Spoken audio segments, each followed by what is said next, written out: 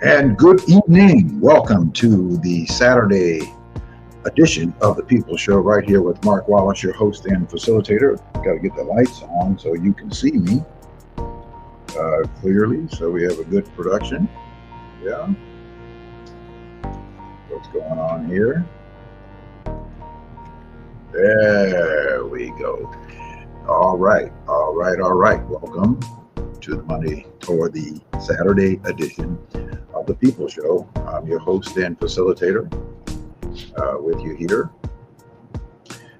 Tonight, we're going to be talking about your property taxes, along with some other important issues that need to be discussed. I like to discuss the facts, and so we're going to be talking about that with you tonight, helping you to deal with.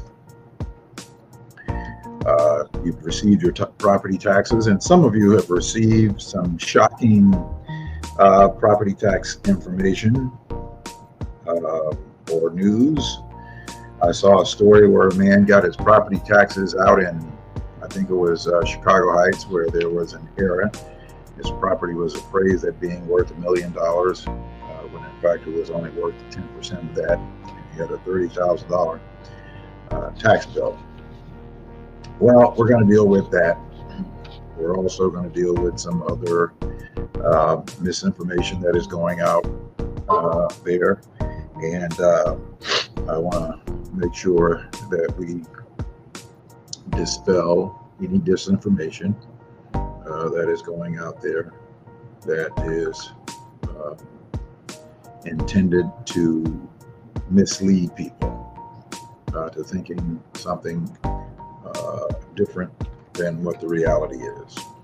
And that's the purpose of this program. The purpose of the podcast, the People Show, that originally started on terrestrial radio.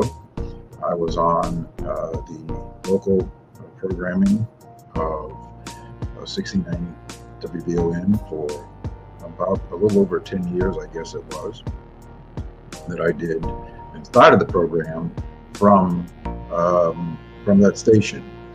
And then of course we parted ways a few years back, and we parted ways because I am not willing to compromise telling the truth, no matter where it hits. Please hold on a second. Hold on.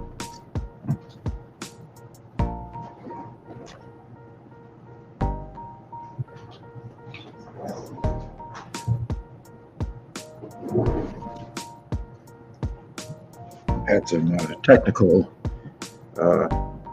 issues that I had to deal with there that was going to be a problem. All right, here we are. I'm back. Okay. So anyway, this podcast is purely for providing information, factual information for us, for the Black community in particular, and for the community at large, in order for us to organize ourselves together so that we can address the salient issues that are impacting the Black community. That is what my absolute fundamental goal is. It is not for celebrity, it's not for fame or any of that sort of thing. I self-fund. I don't have any sponsors or anything like that. And I don't consider myself to be, well, I'm not what they would call, I guess, a social media influencer. I simply want to be a purveyor of information and to help us recognize what it is that we have to do to advance the prosperity of our community in every aspect, from education to economics.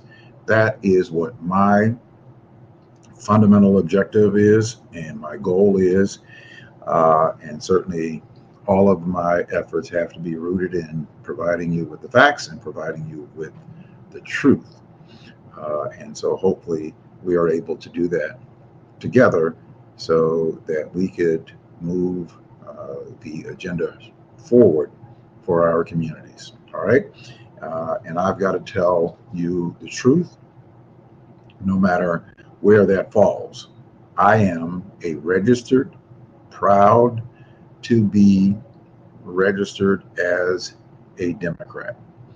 And um, I want to make sure that we hold everybody who is hired by us in our public offices, in particular, those people who um, impact our lives on a local, the state level, as well as the federal level.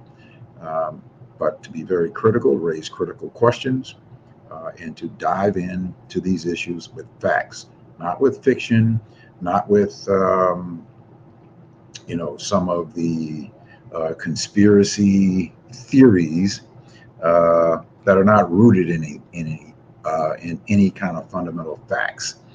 Um, everybody's not a blanket racist. Everybody's not a blanket bigot who may be different from us or who may be like us. But wherever that is, we have to root it out. But our fundamental goal, and there's nothing wrong with that, it doesn't suggest that we are trying to be anti anybody else, is to be pro-black, meaning that we're pro-black issues, and we want to make sure that black communities all across, wherever we live, thrive and have equal opportunity to every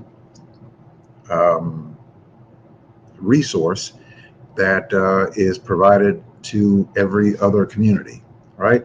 So that is what our fundamental objective is to do with this program. All right. Now, so I've placed in the chat.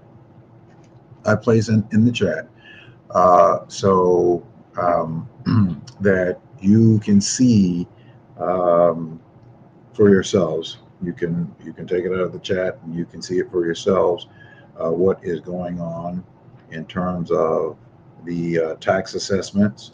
So the tax bills have come out, and I have been contacted by a few people who were raising questions about their taxes, and then I went to see the assessed value report for the South Township, which is where we are, and that covers the downtown, South Side, and South suburban communities, as well as the Southwest side. We're in District 2, and so you have the residential, which, if you look on the chart, is represented in blue, and non-residential is in yellow.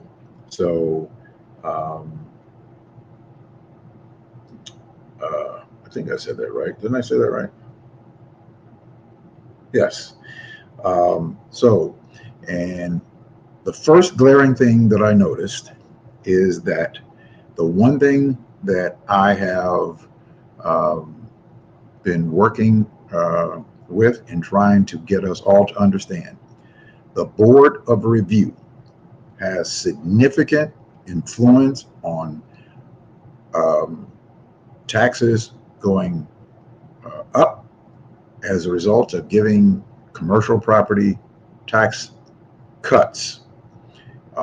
And we have found that over the past 20 years, when we do the analysis, that there is something that most of us have not paid attention to.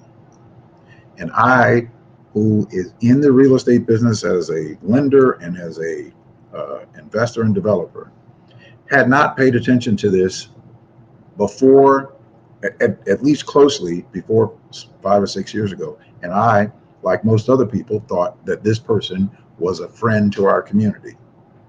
And I'm speaking about the Board of Review Cook County Commissioner Larry Rogers Jr., who is the commissioner for District 2, which most of us live in. If you live on the south side, or you live in downtown, the South Loop, in the south suburbs, in the southwest side of Chicago, you are in District 2. Well, unfortunately, Larry Rogers Jr. has not been a friend to most homeowners, most residential property owners. What Larry Rogers Jr. has been bought by the rich property owners through the tax appeal attorneys that represent them. And the tax appeals attorney has been giving Larry Rogers Jr.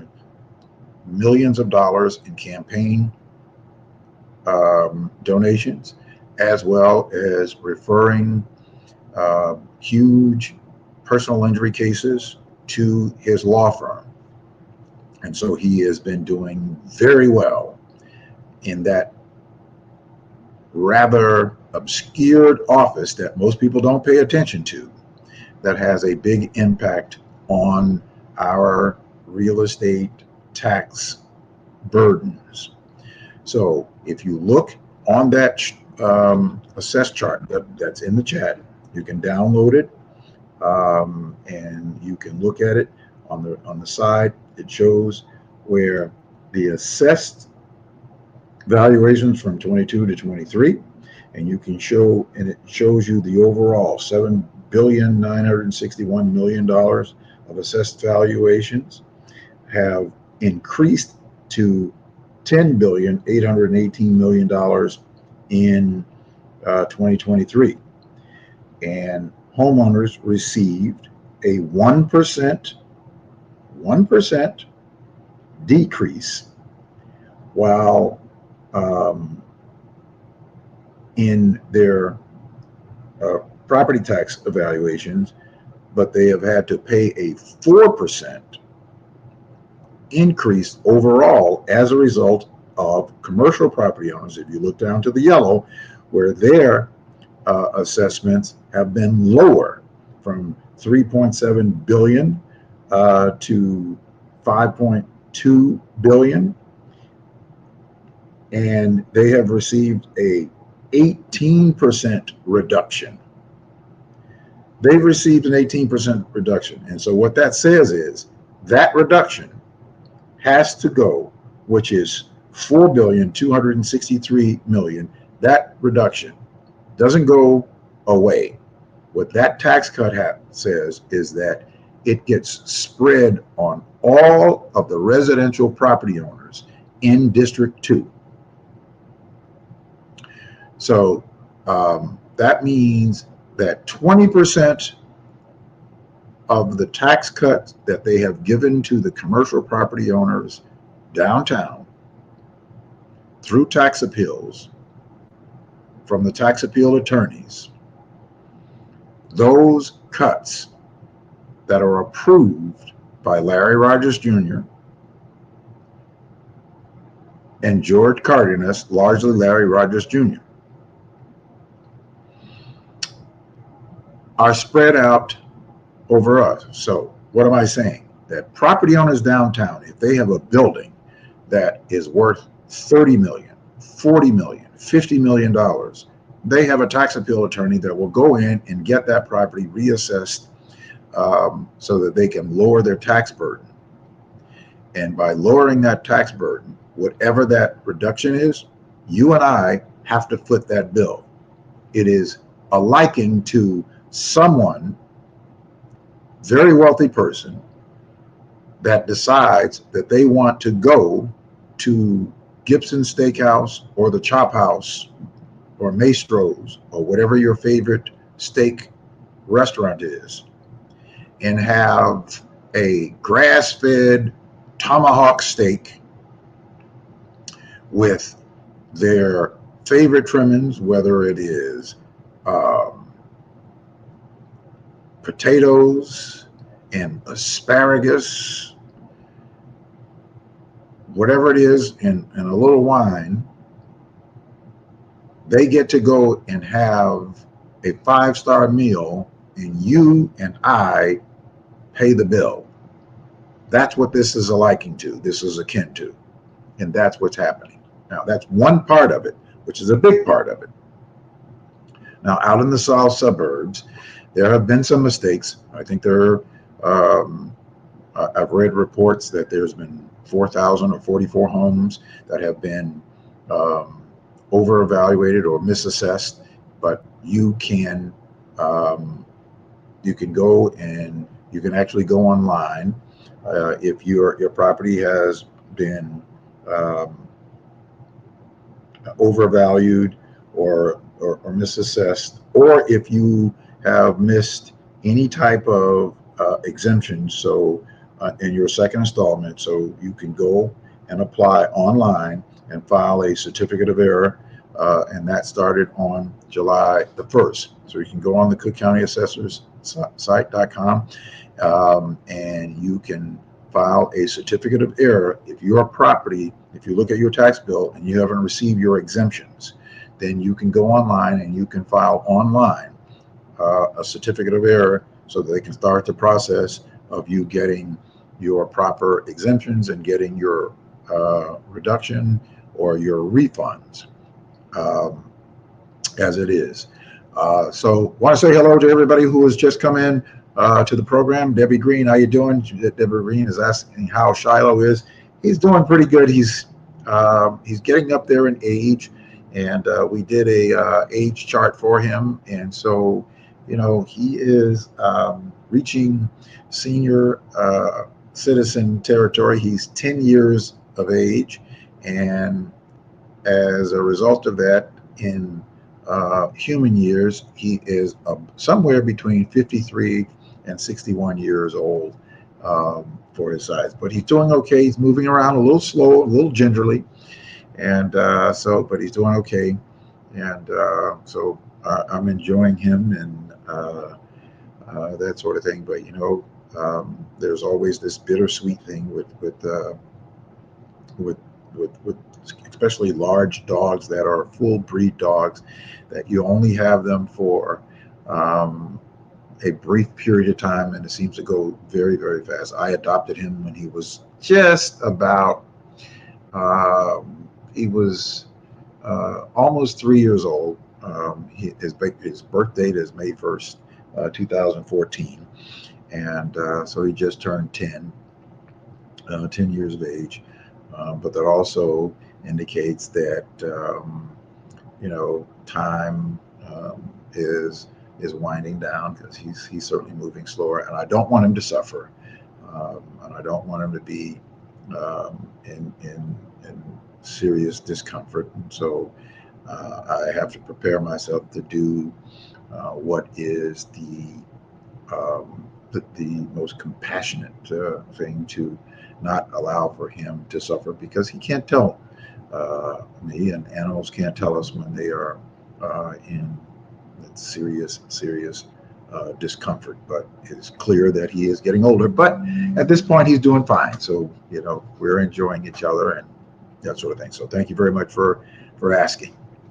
All right, so back to the real estate property taxes. So if you live out in the southern suburbs, one of the reasons why your taxes in the southern suburbs are higher, because you have, each one of the villages have their levy, and they have to be able to fund the government in your village, and they have to determine what that levy is, and then they have to do their assessment and put that levy in with the assessor's office to determine how much they're going to have to collect from each property owner there to help meet the budget for your village. And in many of the villages in the southern suburbs, a lot of the commercial businesses are gone, and you don't have a lot of industry there.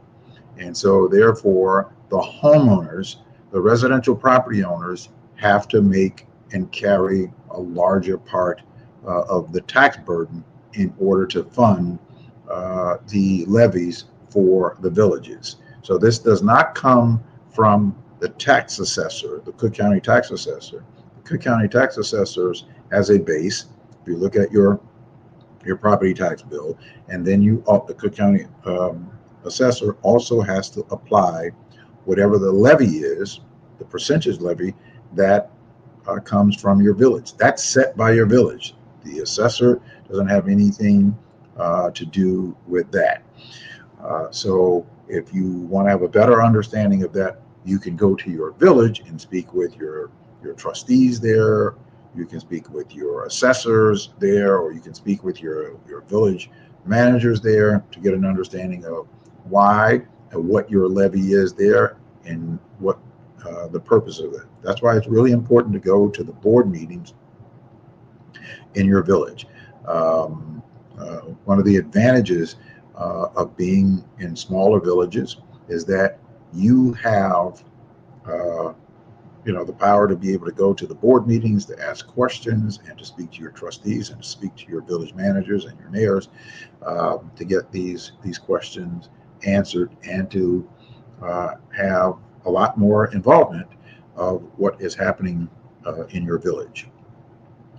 And so they have a lot of challenges out there. However, but there's also opportunities, and there's opportunities where there are great subsidies that are coming into the state from the federal government as a result of some landmark legislation that has been passed over the recent 3.5 years. And so one of the things that you can do is to help us put pressure on the governor to sign the airport bill so that the request for qualifications can go out. There are developers that are just waiting and very interested in developing that airport. That airport will bring much needed relief and resources to transforming the South region of the suburbs. It is critical. It could bring hundreds of millions of dollars, as well as thousands of jobs in economic development. Airports are the greatest job creators of any industry. The last airport that we had built, or that was built in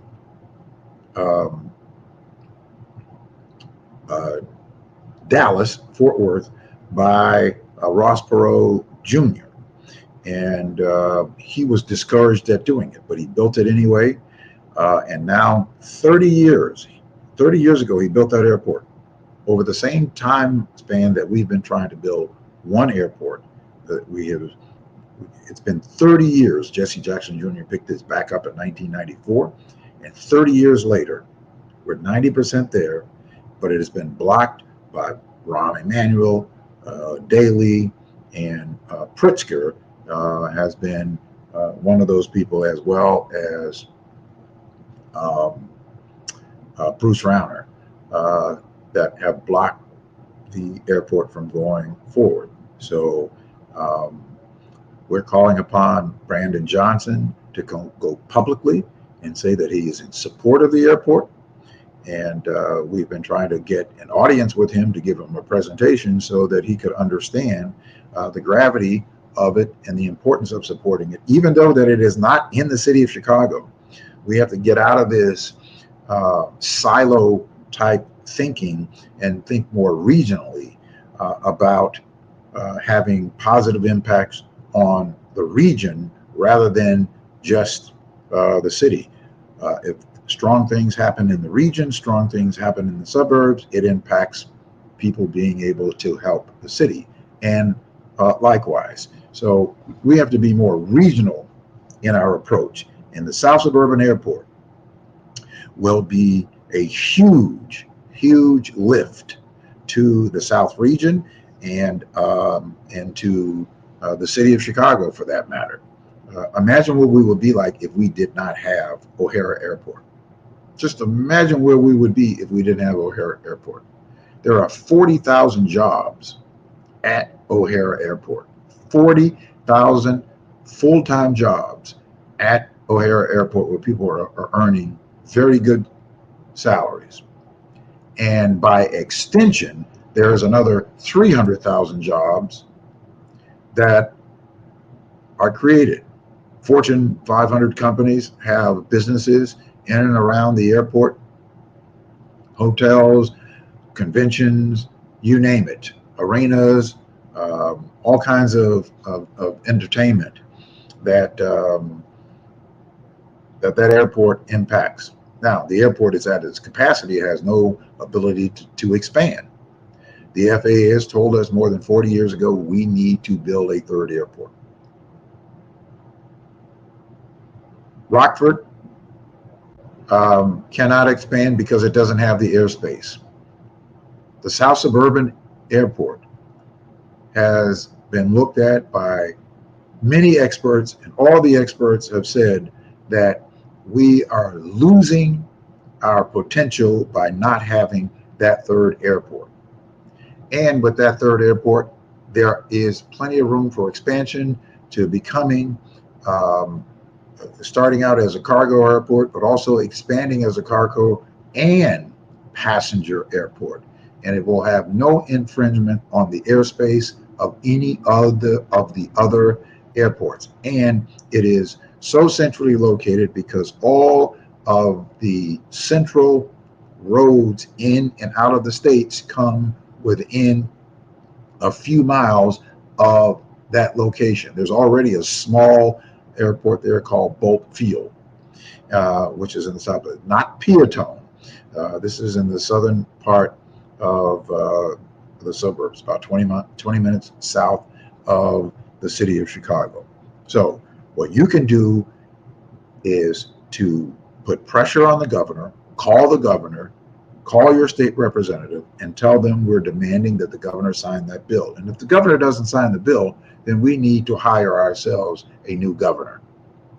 If this governor does not sign that bill, when in fact $500 million have been sent from the infrastructure, the CHIPS and Science Act, $500 million coming out of the funding from the federal government for airports, right? So, and I read that off to you before, that about $8.4 million, and again, $11.1 billion is being sent to Illinois for transportation investments in road, bridges, public transportation, rails, ports, and airports. So there's no reason why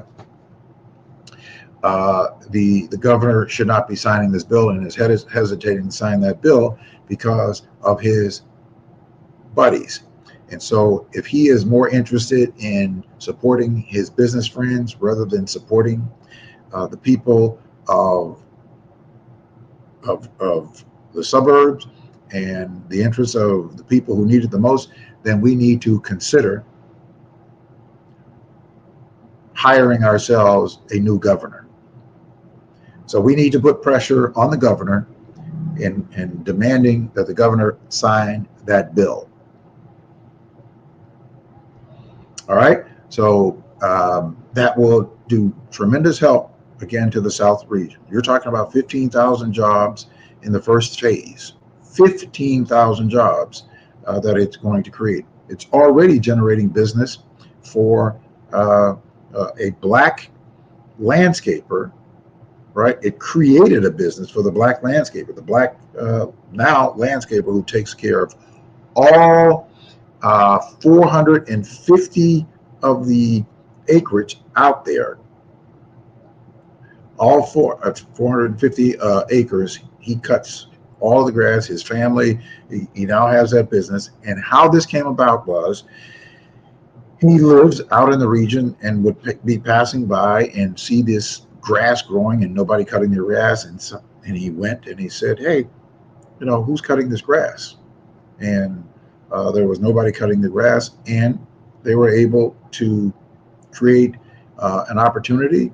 And he now is the person who takes care of all of the land, all of the grass cutting in that area, and created a great business for themselves. This is a black-owned business. This is just one of the many thousands of opportunities that will be created by the development of the airport. It will bring in manufacturing. It will bring in other business. We've already lost one UPS site. We've already lost one Federal Express site that went to, I believe it was Nebraska or Ohio, someplace, that we lost it because they are not able to uh,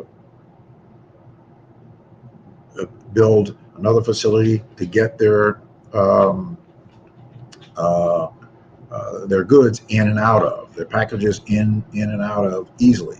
And they can't build it there and drive all the way to O'Hare or Midway. It just doesn't work. And so they went somewhere else. They were, hoping that we would get it done here, but they had to go and develop somewhere else. So we lost those opportunities, those jobs, and that economic infusion. So that's how all of this works. That's how this works. So so this is where we are. I want to go back to the tax exemption, right? So you want to make sure that if your taxes were overassessed, mistakes do happen. They do happen.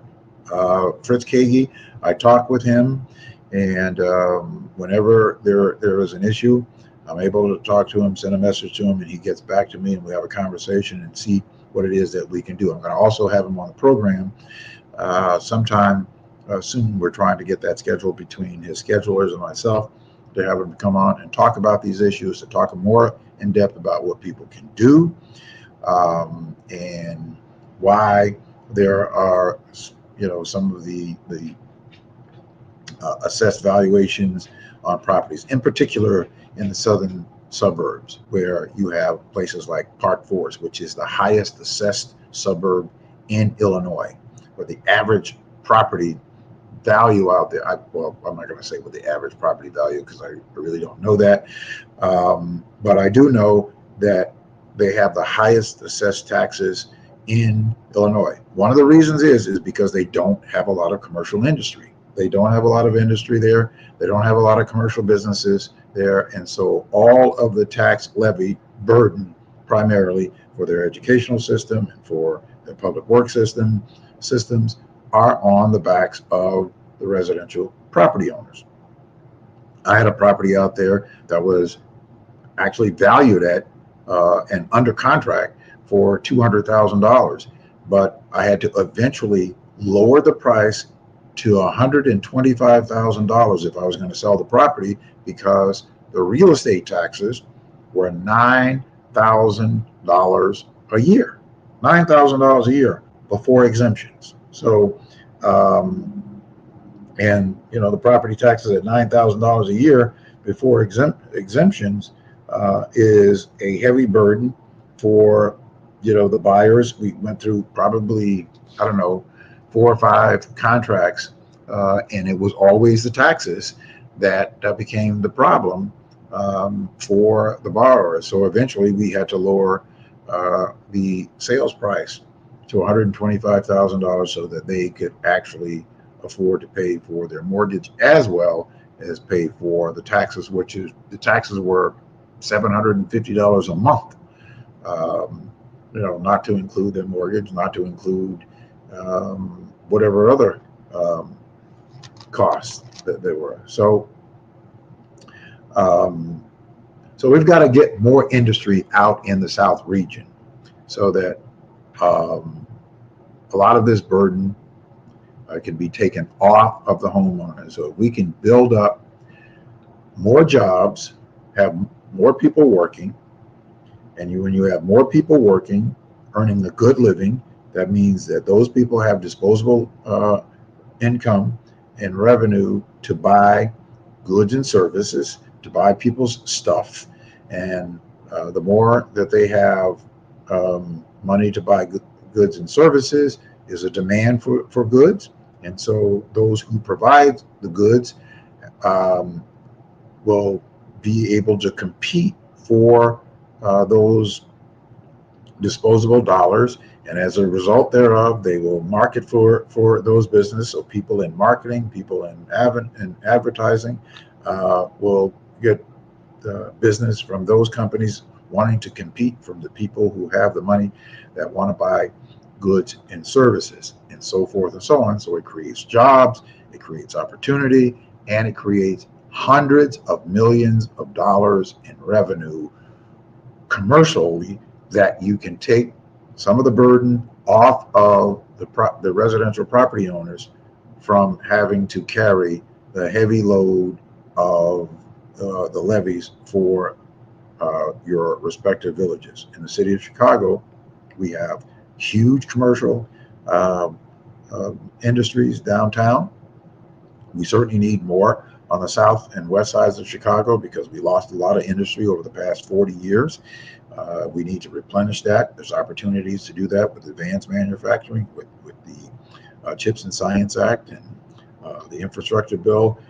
That money to come in to attract businesses to come and set their businesses up on the south and west sides of Chicago, to train and hire from where we are, to put people to work at good paying jobs. And as you have more people working in good paying jobs, lifting people out of poverty, you reduce crime and you reduce all of the negative indices. That's real economic development. Those are the kinds of things that we have to do. All right. So, all right. So that's where we are with the property taxes. So don't panic. Don't panic. Don't be upset. Just take action. Go to the website. If you haven't gotten your exemptions, go to the assessor's website at the cookcountyassessors.com, and you can file a certificate of area there if you did not get it, or if your property has been overvalued. I sent a friend of mine who got a bill. He lives in Harvey, and he went down to the assessor's office there, and of course, we believe that his property was overassessed, but even right then, there were some exemptions that he was able to get a couple of $1,000s knocked off. But I believe that once that certificate of error is filed, they'll be able to get his property more in line, where his taxes may go down a little bit more. So just take the steps, take the action of what you need to do to improve it. So that's what's going on with the taxes. Now, one of the major things is, I want for you to understand that when Larry Rogers Jr. comes to your communities with these phony placebo town halls, community events where they're coming to show you how you can contest your taxes and get your taxes lower. You may get them lowered by $50 or $100 or a couple $100. But what he's not going to tell you is that he is adding on $1,000 on average to your property taxes by giving tax cuts to the wealthy property owners downtown. They fund and grossly fund his campaign funds because he votes to give them the lower valuations while they own the property. And then when they want to sell the property, they want to get the fair market value for the property. But in the meantime, you and I subsidize very wealthy people's taxes.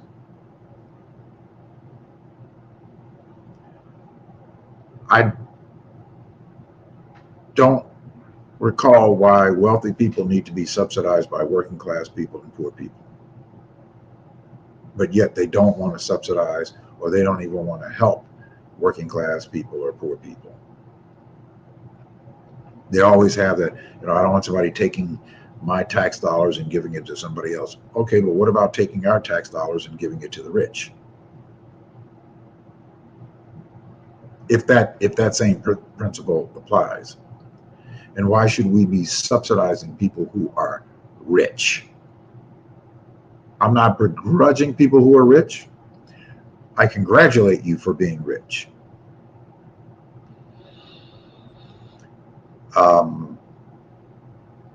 But being greedy and being unfair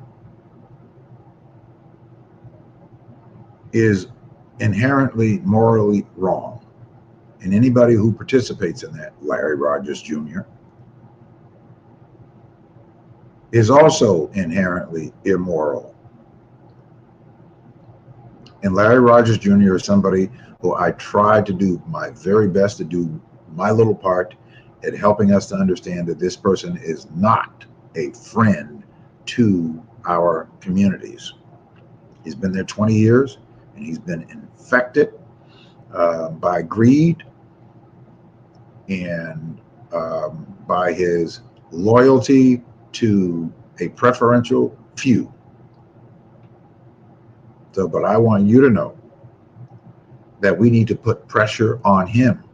If we need to load up buses and we need to start attending those meetings, because most people don't attend those meetings. They only have, I think, 2 a year, but we need to make sure that we flood the meetings and find out when those meetings are. And we are going to find out, and I'm going to find out and provide them. And we want to make sure that we flood those meetings. And if Larry Rogers Jr. doesn't reverse course from what he's doing, then we also need to organize to call for a demand for him to resign. We had an opportunity to vote him out in the primaries, and we didn't do it.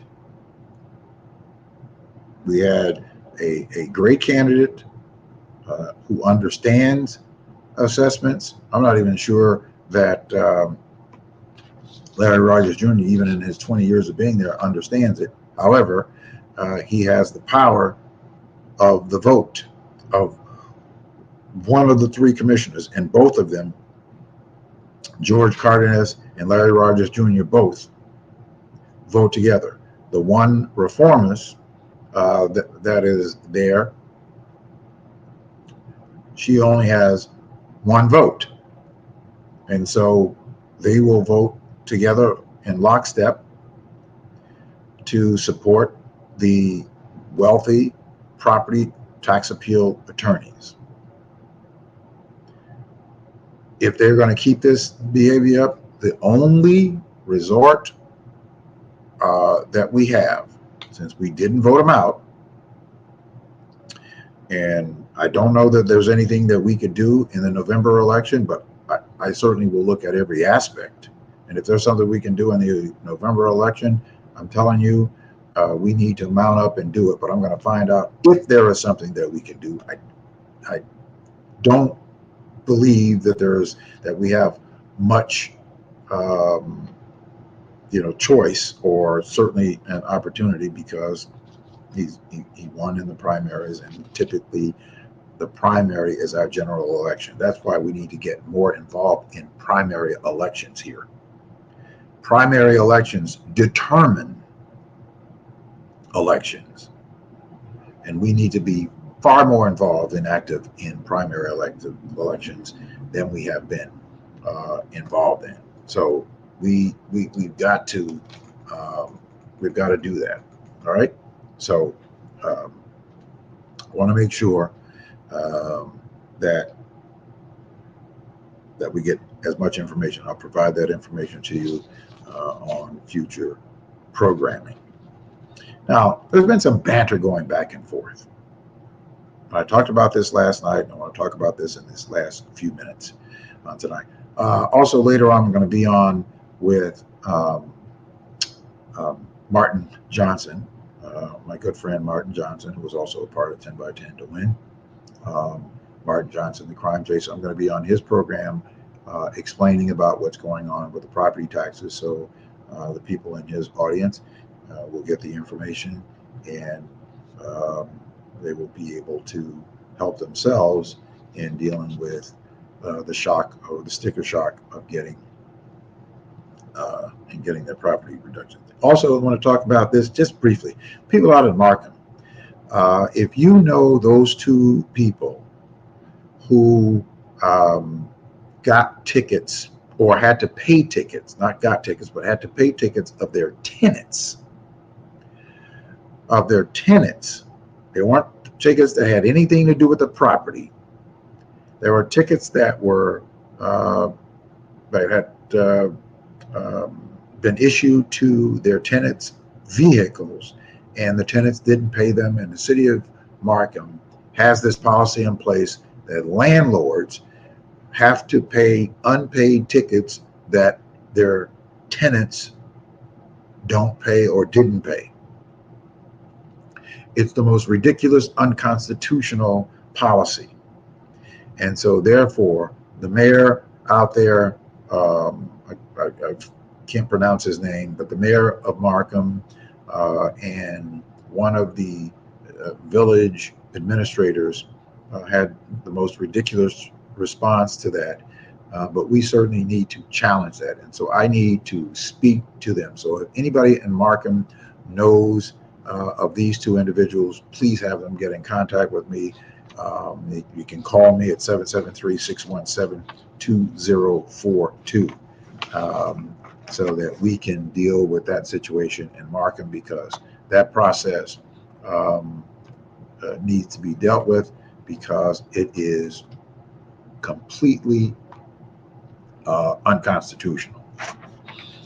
All right, so I want to go back to this discussion. So there was a discussion and some comments on my Facebook page, and there was a person who I know, and his name is Jim Economist. He's a Republican from the Northwest side, who likes to spew misinformation and disinformation. And most time I don't respond to it, because it's so far off base that I don't respond to it. But we are at such a critical time that at every turn it is important for us to dispel disinformation so that people are not guided down the wrong path, because we must defeat Donald Trump and the Republicans in Project 2025. If you have not looked it up, go look it up. Project 2025 is a serious plan that they plan on putting into motion day one, and to have it fully activated within the first 180 days of the administration. And of course, Donald Trump now, because they're receiving such backlash from it, is saying, oh, I don't even know the people of Project 2025. And two of the administrators of Project 2025 worked for Trump in his personnel department. So, and headed up positions. So he claims that he didn't know anything about it, not to mention that he was very, very highly supported by the Heritage Foundation. So, but at any rate, so Jim Economist goes about touting about how red states are all run better than blue state, which is just far from the truth. Let me just give you a few facts. The 10 states with the highest rates of poverty are all red states: Mississippi, Louisiana, New Mexico, West Virginia, Kentucky, Arkansas, Alabama, Oklahoma, Tennessee, and South Carolina. States with the worst public education: Nevada, Arizona, Ohio, Mississippi, Louisiana, New Mexico, West Virginia, Arkansas, Alabama, and South Carolina. All red states, all run by Republicans. States with the highest murder rate is a little bit mixed. There's a couple of the blue states in there, but still disproportionately red states: Mississippi, Louisiana, Alabama, Missouri, New Mexico, South Carolina, Maryland, Tennessee, Arkansas, and Illinois. And the states with the lowest crime are blue states: Maine, Vermont, New Hampshire, Connecticut, and New Jersey. Now, red states, all because they refuse to put in the proper tax levies in order for them to self-support themselves. Blue states have to subsidize red states like South Carolina, North Carolina, Mississippi, Louisiana, Kentucky, and those other states. We have to subsidize those states because they refuse to, they run on these and lauded these, that they have these low taxes. They have these low taxes, but they have these worst outcomes. And we have to subsidize them. So, and I challenged Jim economists to bring me a single policy, just one, that the Republicans have passed that impact poor people, working class people, or black people in the last 50 years. Just one. And still to this day, they haven't, because they can't bring it because it hasn't happened. So it is important to make sure that you understand what is going on. All right, don't forget to join me on Monday night. We're going to have a great program. We're going to be talking to two of the Illinois appellate court justices, Justice Cynthia Cobbs, who really should have been on the Supreme Court, and Justice Carl Walker. Justice Cynthia Cobbs was the administrator and ran the Supreme Court, and she was the clerk for the first black elected Supreme Court justice in Illinois, who wanted for her to be his successor, and for the first time in the history,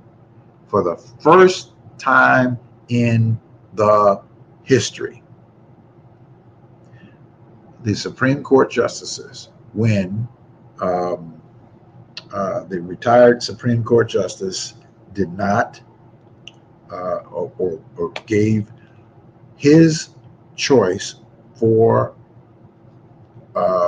replacing him, and they refused to provide the first Illinois state black Supreme Court justice, who also served as the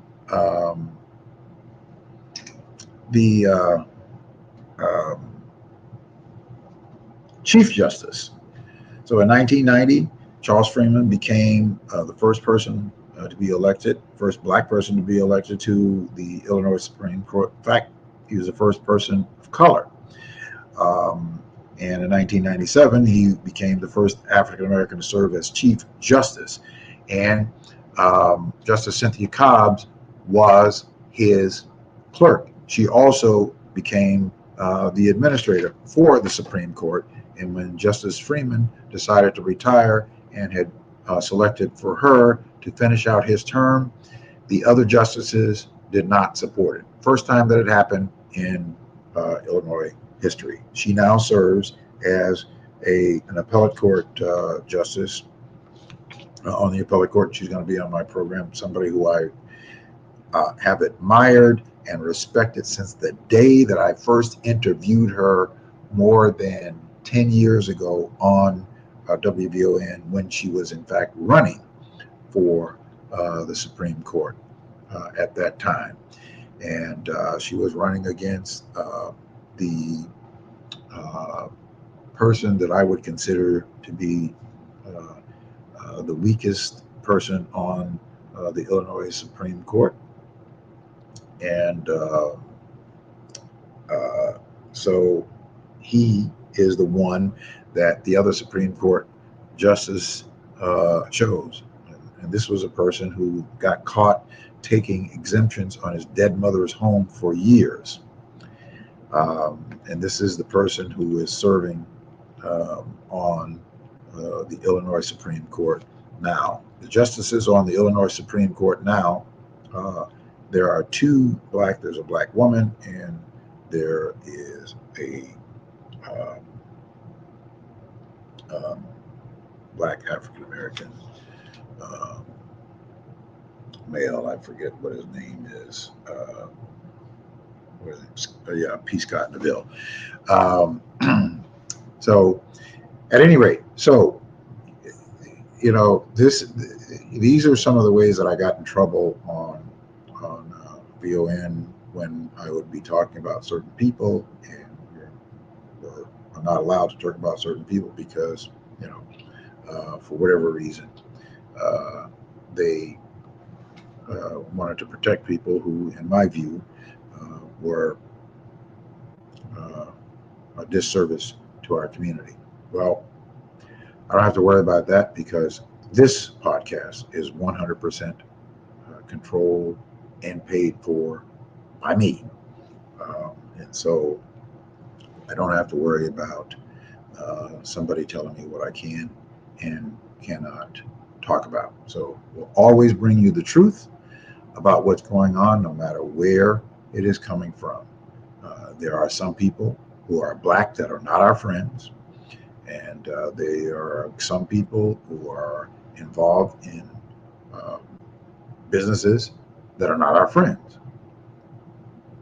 When I say they're not our friends, that what they're involved in and things that they do negatively impact our communities, and it's important that we know the truth of the information, just as well as we know that those people who are doing great things for our community. That's what it is about. That's what being pro the black community is about.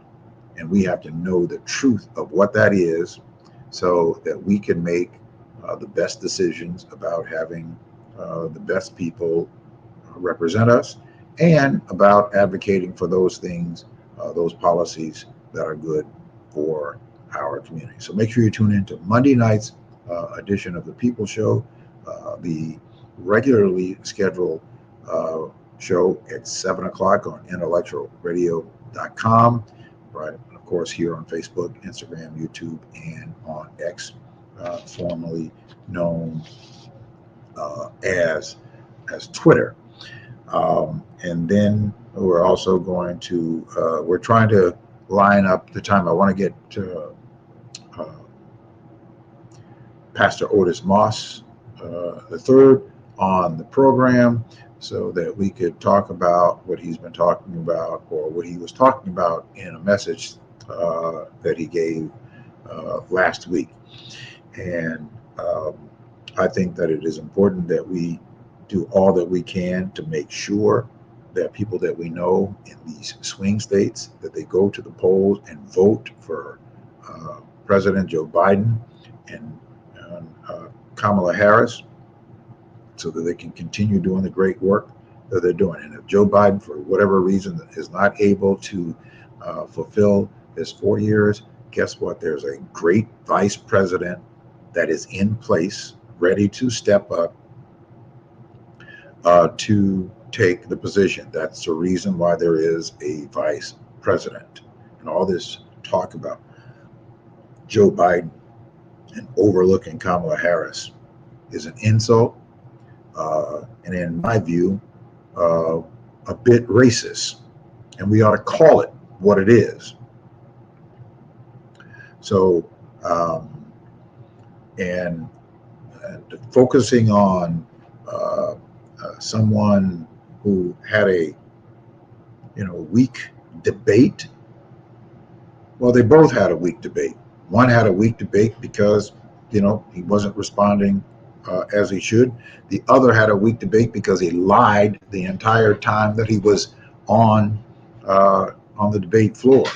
And so instead of us focusing on a person who is a 34 criminally convicted felon and proven to be a rapist and owes hundreds of millions of dollars in judgments, and paid money to cover up and then try to cover it up, which is a criminal offense, in order that he be elected. If he had not been elected, we would have a very different Supreme Court. Very different Supreme Court than we have if he had not been elected in 2016. All right, listen, join me coming up probably in another hour or so. I'm not sure what it is. Maybe we're going to be talking on, I'll be a guest on the Martin Johnson, the Crime Chasers show. And then I'll see you back here on Monday night for the Monday night edition of the People Show. Thanks for tuning in. We'll talk to you later. Make sure you sign up at 10 by 10 to win.